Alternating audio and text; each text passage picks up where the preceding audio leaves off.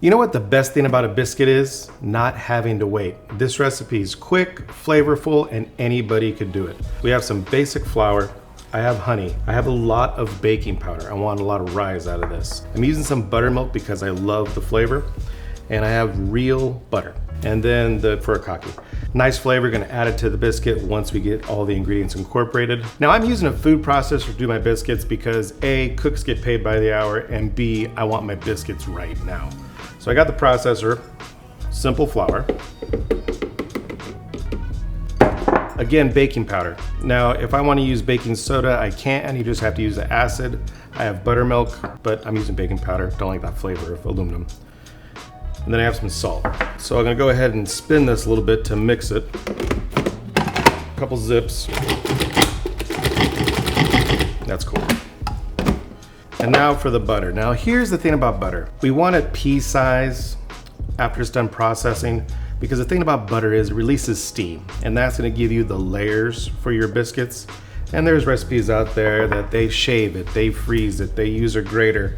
Hey, that's cool, but I want my biscuits right now. And if I'm making biscuits for 6 or 8 people, do I really wanna do that? Probably not. Now, if you're worried about the pea size, if you wanna do pulse, you can.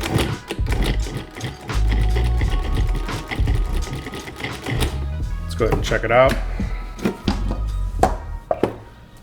And this is kind of what I'm looking for. I can feel it, these little clumps, these little peas. That's what I'm looking for right there. So I'm gonna add the rest of my ingredients. So I have some honey. I like the flavor of honey. The honey is gonna give us a little caramelization because of the sugar in it. And then that nice flavor. This is real honey, so it's raw. I'm just gonna bring this together. The thing about biscuits is you don't wanna overwork them.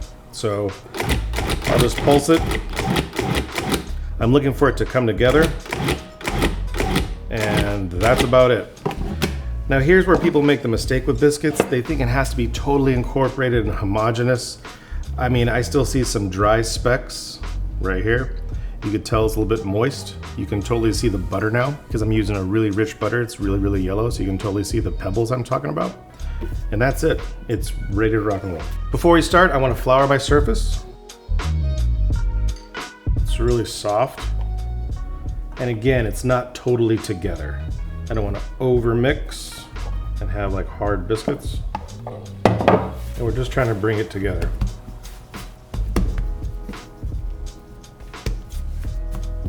A little more flour on top. Now again, you don't want to play with these too long. You don't care if it's not together. It's kind of crumbly. Can you overwork the dough though? Oh, totally. Because people think, you know, I got to get this flush, and I got to get it one color, and it has to be the perfect size. I'm going to roll this out. No, the more you mess around with it, the tougher your biscuit's going to be. And this is cool enough for me. I like really thick biscuits. And as far as cutting them, when we cut them, you want to be very economical with your space. So don't start, you know, here on the outsides. The more you cut it, the less rise you're going to get. And I'll show you what I mean in a minute. But I'm at the very edge and then pop it down. Same thing here.